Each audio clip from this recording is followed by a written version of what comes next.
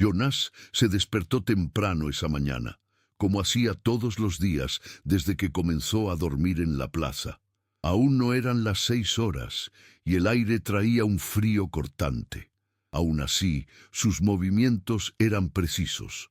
Dobló la manta fina con el mismo cuidado con que doblaría un uniforme, acomodó la mochila a los pies, revisó la Biblia y la foto de la tropa, todo en su lugar. Luego, se sentó en el banco de piedra, lustrando las botas con un paño viejo, los ojos atentos al movimiento de la ciudad, despertando. Para entonces, ya hacía meses que ese pedazo de plaza era su puesto silencioso. No pedía, no se exponía, era invisible para casi todos, excepto para los otros sin techo, que lo llamaban capitán, y para Mirela, asistente social que, en otras mañanas, había intentado acercarse con palabras y formularios que Jonás no quiso llenar. No se negaba por orgullo. Sentía que ningún formulario o protocolo traduciría lo que llevaba en el pecho. Había servido al país, tenía cicatrices de batalla para probarlo. Ahora solo quería una mirada limpia, un reconocimiento simple. Mientras las primeras personas pasaban por la plaza, hombres apurados con traje, madres con niños, Jonás seguía atento, los sentidos aguzados como en tiempos de patrulla. Y fue por eso que percibió, antes que todos, al joven que tropezó cerca de la fuente, luchando por respirar. La piel pálida, los ojos abiertos, la mano temblorosa en el pecho. Sin dudar, Jonás se levantó, sacó de la mochila un inhalador antiguo, probó el dispositivo con un soplo breve y con firmeza se lo puso en las manos al muchacho. No dijo nada grandioso, solo: usa, despacio. El joven respiraba con dificultad. Cada inspiración era un esfuerzo doloroso. Jonás mantuvo una mano firme sobre su hombro, la otra sujetando el inhalador con precisión. No era la primera vez que enfrentaba una situación así. La voz baja, calma, orientaba. Una vez más, ahora más profundo. Poco a poco, el color comenzó a volver al rostro del joven. Se formó un pequeño círculo de curiosos, primero dubitativos, luego atentos.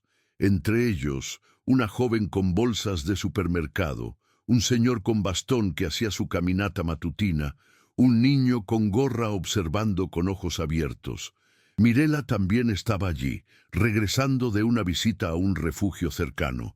Reconoció a Jonás de inmediato. Permaneció en silencio, observando la escena. Para ella, aquello no era una sorpresa. Sabía que el hombre invisible para los demás tenía un sentido del deber que lo impulsaba a cuidar, incluso de aquellos que no lo veían. Cuando el joven finalmente logró respirar con regularidad, lágrimas de alivio le rodaron por el rostro. Balbuceó un agradecimiento. Jonás solo asintió, recogiendo el inhalador de nuevo en la mochila, donde lo guardó con el mismo celo de siempre. No pidió nada a cambio, no esperó aplausos. Pero en ese breve momento, algo imperceptible había cambiado. Las miradas en su dirección ya no eran tan indiferentes. Mirela lo vio con claridad. Una leve confusión en el rostro de la joven de las bolsas, un respeto silencioso en el señor del bastón. Sin embargo, no todos compartían ese reconocimiento. Al otro lado de la plaza, dos policías se acercaban, uno con el celular en mano, riendo y comentando entre ellos. Mirela sintió un nudo en el estómago. Ya había visto esa escena antes. El problema en la plaza debía ser removido, no importaba quién fuera. Jonás, sin embargo, permaneció sereno, como si anticipara lo que vendría. Los dos policías se aproximaron con pasos firmes, uno ya con la voz alzada antes de alcanzar a Jonás. «Vamos, señor circulando, no puede quedarse aquí estorbando el paso». El otro, más joven, mantenía el celular levantado, grabando con una sonrisa torcida. «Esto hasta puede hacerse viral. Mira al Capitán América de la plaza». Jonás, sin alterarse, se levantó con dignidad, los hombros rectos, incluso bajo el abrigo raído. No había en su rostro ni rastro de sumisión ni de ira, solo una firmeza que venía de lejos, del hombre entrenado para mantener la cabeza erguida en cualquier situación. Mirela dio un paso adelante, pero se contuvo. Sabía que a Jonas no le gustaban los defensores. Prefería lidiar él mismo. Mientras los policías seguían con amenazas veladas, Jonas sacó calmadamente de la mochila un celular antiguo. Marcó un número conocido, sin prisa, y esperó. La llamada fue atendida en segundos. Sus palabras fueron pocas, directas. «Señor, habla el capitán Jonas Almeida. Plaza 15. Necesito orientación». Se hizo un breve silencio. Del otro lado de la línea, alguien respondió con firmeza. Jonas solo dijo, «Entendido», y colgó. No pasó más de un minuto hasta que el radio de los policías emitió una orden seca, proveniente del mando superior. Ambos palidecieron. Intercambiaron miradas rápidas. El mayor murmuró algo inaudible y tiró del brazo del colega. «Vamos, orden del coronel». Sin otra palabra, se alejaron. El celular fue guardado apresuradamente. Jonas permaneció de pie, observándolos retirarse, sin una pizca de arrogancia, solo la misma postura firme. Mirela, que había presenciado todo en silencio, sintió una punzada de respeto aún mayor. Allí no estaba solo un hombre sin hogar. Estaba un veterano que cargaba consigo una historia que pocos se atrevían a ver. El episodio dejó un rastro sutil en la plaza. Quienes lo vieron, y no fueron pocos, ahora evitaban fingir que Jonas no existía. El viejo elemento de la cera adquirió contornos más humanos, más complejos. La joven de las bolsas, al pasar de nuevo, inclinó levemente la cabeza en un gesto de respeto. El niño con gorra, antes tímido, se detuvo a unos metros y quedó observando, como si quisiera saber más sobre aquel hombre que enfrentó la humillación con tanta dignidad. Mirela se acercó con cautela. «Jonás, si necesitas algo». Él la interrumpió con un leve gesto, no por rechazo, sino porque sabía que en ese momento sus palabras serían insuficientes. El gesto del día hablaba por sí solo. Más tarde, mientras el sol subía y la plaza se llenaba de movimiento, un oficial del ejército, mayor retirado, con quien Jonas mantenía antiguos lazos, llegó discretamente. Tras un breve saludo, le entregó una invitación formal. El comando lo quería en una reunión sobre políticas para veteranos en situación de vulnerabilidad. Era un intento concreto de involucrarlo. Jonas, por instinto, dudó. Conocía bien los entresijos. Sabía el peso de los discursos vacíos. Pero algo en esa mañana, tal vez la mirada sincera de Mirela, tal vez el respeto silencioso que empezaba a nacer alrededor, inclinó su decisión. Tras un instante, aceptó. No por vanidad, no por oportunidad, sino porque presintió que allí podría servir de nuevo, no a sí mismo, sino a tantos como él, olvidados en plazas y viaductos de la ciudad. La reunión tuvo lugar al final de la tarde, en una sala austera del antiguo edificio del Ministerio de Defensa. Sentado a la mesa, entre oficiales y representantes civiles, Jonas escuchaba más de lo que hablaba. Observaba, notaba los discursos pulidos, las promesas arregladas para encajar en informes. Pero cuando finalmente le dieron la palabra, habló con voz firme, sin rodeos. Relató el abandono real en las calles, las historias que había coleccionado entre los compañeros invisibles. Denunció el descuido, las fraudes en contratos de asistencia que nunca llegaban a los necesitados. Sus palabras, despojadas de retórica, silenciaron la sala. No provenían de informes, provenían de la experiencia, de lo concreto, y algunos allí escucharon con respeto, otros con molestia. En los días que siguieron, los desarrollos fueron rápidos. Jonas comenzó a asistir a las reuniones como consejero informal. Revisaba documentos, cruzaba datos, Señalaba incoherencias que escapaban a los burócratas. Sus denuncias empezaron a tocar nervios expuestos, licitaciones fraudulentas, contratos sobrevalorados, fondos desviados. No tardó en aparecer la represalia. Una noche, la pequeña pensión donde dormía por indicación de Mirela fue allanada. No se llevaron nada, pero sus pocos objetos, la Biblia, la foto de la tropa, la credencial, quedaron tirados como una advertencia. Además, comenzaron a circular rumores sobre su estado mental, insinuando que era un viejo paranoico. Jonas, sin embargo, mantuvo la calma. Sabía en qué terreno pisaba. No respondería con gritos o desesperación. Continuaría como siempre, cabeza erguida, pasos firmes, ojos atentos. Mirela, acompañándolo, de cerca, vio aumentar la presión. Hablaron algunas veces, en encuentros breves en la plaza o en pasillos institucionales. Ella insistía en que aceptara un esquema de protección, algo discreto. Jonas se negó. «No voy a esconderme», dijo una vez, sin amargura, solo convicción. Para él era cuestión de principio. Jamás retrocedería ante amenazas veladas. Si había algo que la vida en las filas le enseñó, era la resistencia serena. Pero Mirela no desistió. Buscó apoyo entre colegas, entre otros, veteranos que empezaban a movilizarse. Y así, poco a poco, la historia de Jonas ganó atención.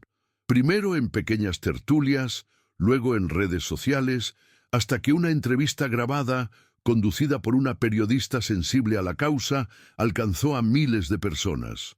La entrevista no traía apelaciones dramáticas. Era Jonas, hablando con honestidad.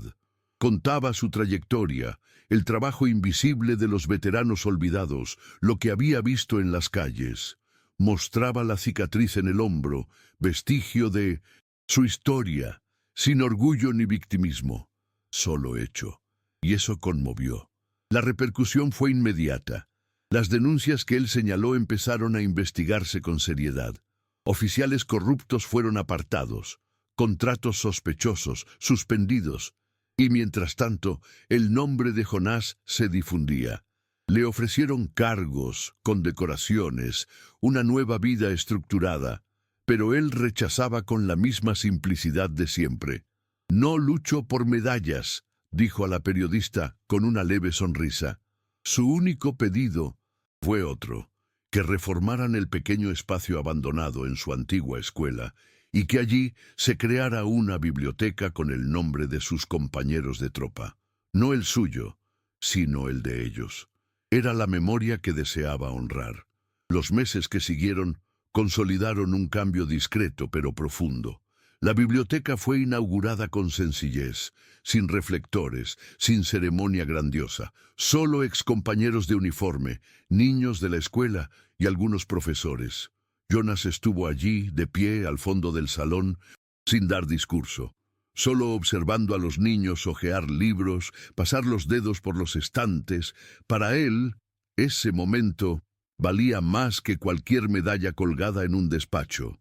No era un gesto de vanidad, sino de legado. Afuera, Mirela se acercó y le ofreció un café en un vaso de poliestireno. Se sentaron en el banco de la plaza, como ya habían hecho antes. Ella comentó, medio en tono de broma: «Ahora eres una referencia». Jonas dio una sonrisa breve, pero la mirada seguía atenta, como siempre en Minchasin. Vigilia. A pesar de todo, no se alejó de la plaza. No por apego, sino porque allí se sentía útil. Seguía cuidando el espacio, protegiendo a los más frágiles, ofreciendo la escucha que pocos sabían dar. Y fue allí, en una mañana cualquiera, que sucedió algo simple y marcado.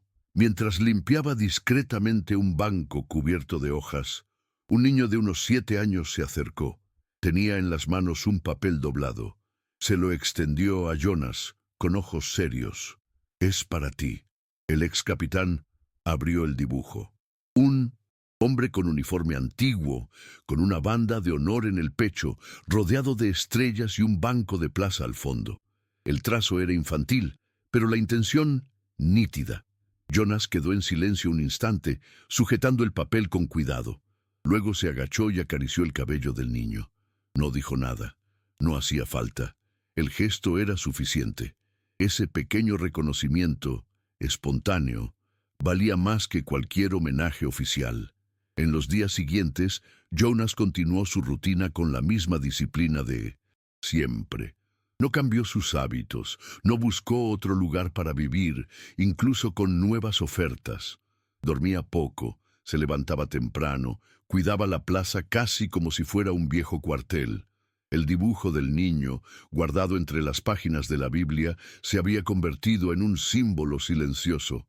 A veces, antes de dormir, lo sacaba, lo observaba por unos minutos, y luego lo volvía a guardar con el mismo celo con que cuidaba la foto de la tropa. No era nostalgia, era memoria, era el reconocimiento, finalmente, de que su historia, y la de tantos otros, ya no estaba completamente olvidada. Mirela seguía en contacto, respetando los límites que Jonas imponía, ofreciendo apoyo sin invadir. En la ciudad, algo sutil había cambiado. Personas que antes desviaban la mirada ahora saludaban. Un gesto aquí, un buen día allá. El respeto, que no se exige ni se compra, empezaba a nacer de forma natural. Policías que antes actuaban con brutalidad, ahora pasaban más contenidos. Algunos incluso intercambiaban palabras rápidas de cortesía. No era que Jonas hubiese buscado eso, pero la verdad es que la mirada de las personas cambia cuando se ve más allá de la superficie, cuando se ve al humano detrás de la condición. Y así, sin fanfarrias, sin titulares, el capitán de la plaza fue poco a poco retomando no una posición de poder, sino de dignidad.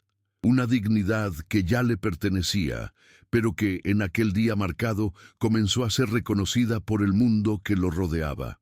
El impacto de aquel único día reverberaba de maneras que ni Jonás imaginaba. La propia Secretaría de Derechos Humanos empezó a revisar sus enfoques. Inspirados por su relato y su postura, se implementaron nuevos programas de escucha activa. Veteranos en situación de calle, antes ignorados en los registros, comenzaron a ser buscados de manera más humana. Mirela, ahora con más respaldo, lideraba algunas de esas acciones. Seguía buscando a Jonas con frecuencia, ya no intentando rescatarlo de la plaza, sino dialogando, intercambiando impresiones. Él, por su parte, aceptaba esas conversaciones con naturalidad. Entendía que se estaba trazando un camino, lento, pero firme. Aún desconfiaba de ciertos movimientos institucionales, pero la presencia de personas como Mirela le daba un hilo de esperanza de que algo, de verdad, podía cambiar. Entre los otros habitantes de la calle, Jonas se había convertido en un punto de referencia, no por discursos, sino por ejemplo. Ofrecía consejos prácticos, orientaba en momentos de crisis, mediaba conflictos. Era respetado porque era constante, íntegro. No había día en que no estuviera allí, atento a lo que sucedía. Y en los momentos más difíciles, como cuando una joven fue amenazada por agresores o cuando un viejo compañero de plaza enfermó, era él quien asumía el liderazgo, con esa autoridad natural que viene de la experiencia y el carácter. No buscaba reconocimiento, solo actuaba como siempre lo había hecho. Pero, para quien pasaba por allí, ahora era imposible no notar. El hombre que antes era solo un cuerpo anónimo en la acera se había convertido, silenciosamente, en una presencia. Un símbolo de dignidad y resistencia en el corazón de la ciudad. Una tarde cálida. Algunas semanas después, Jonas estaba sentado en su banco habitual, lustrando lentamente las botas, cuando una pequeña escena llamó su atención.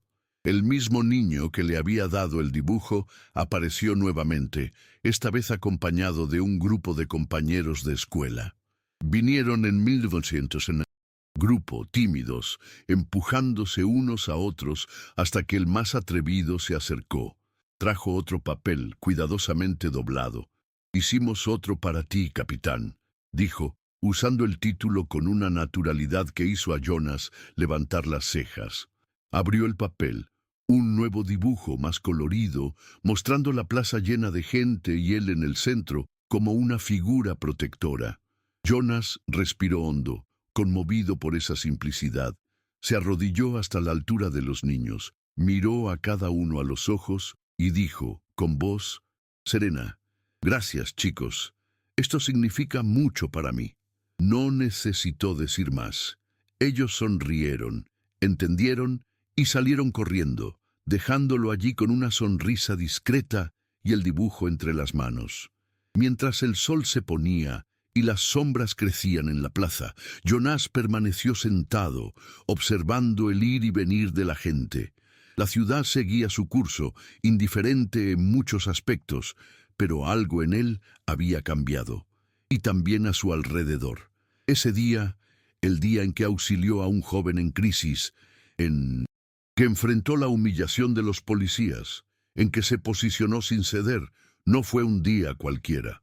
Fue el día en que el mundo comenzó a verlo de nuevo, no como un héroe, no como un pobre hombre de la calle, sino como un ser humano entero. Y eso bastaba. Con el nuevo dibujo cuidadosamente guardado en la mochila, Jonas cerró los ojos por un momento, sintiendo el peso del cansancio y la dignidad. Y, como siempre, se preparó para otra noche bajo las estrellas.